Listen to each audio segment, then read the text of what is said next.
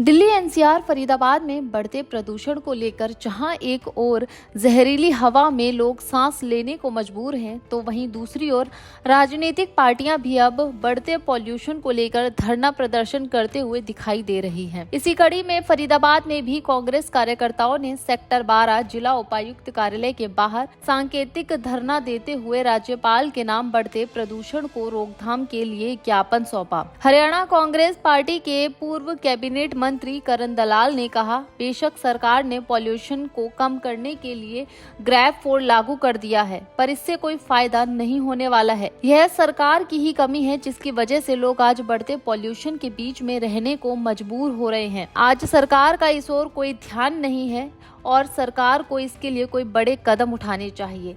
और क्या कहा, आइए जानते हैं पायनियर हरियाणा की खास रिपोर्ट में।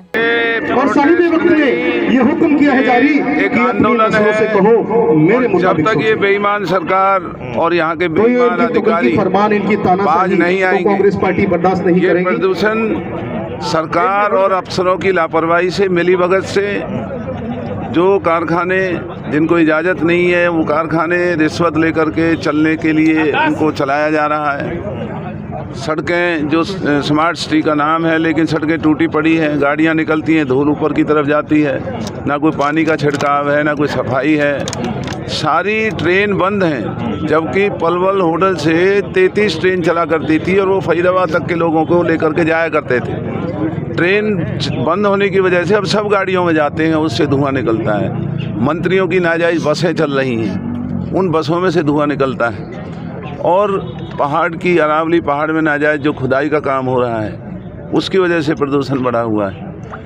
जो इको ग्रीन ने यहाँ कचरे के उसमें भी जो भ्रष्टाचार को इतना बढ़ावा दे रखा है, उसमें भी बीजेपी के नेता शामिल हैं। उन सब बातों को लेकर के आज हम इस सोई हुई सरकार को, बेईमान प्रशासन को ये बताने आए हैं कि अगर वो समझते हैं कि वे लोगों की जीवन के साथ इस तरीके से खिलवाड़ करते रहेंगे तो वो दिन लद चुके हैं। फरीदाबाद के लोग किसी सूरत में भी इनकी हर वाहियाती को बर्दाश्त किया, लेकिन आज हमारे बुजुर्ग, हमारी माताएं, बहनें, हमारे बच्चे इस घुटन में, उन्हें जीने के सांस तक नहीं मिल रहा है।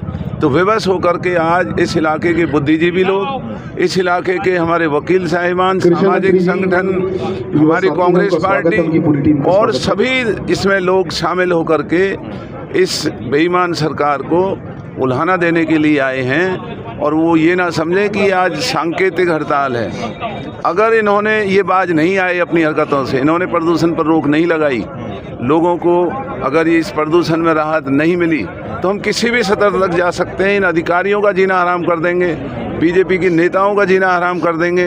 इन्हें अब खड़ा होना पड़ेगा, प्रदूषण को रोकना पड़ेगा।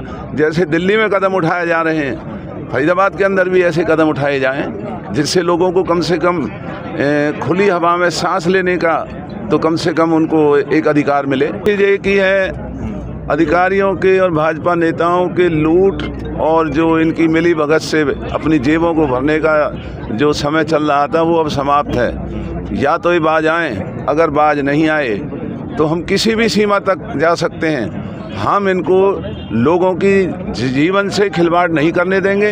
इन्हें प्रदूषण पर कहीं ना कहीं, किसी न किसी तरीके से लगाम लगानी होगी और इस बेईमानी को छोड़ करके ईमानदारी से प्रदूषण को रोकने का प्रयास अब इनको करना होगा।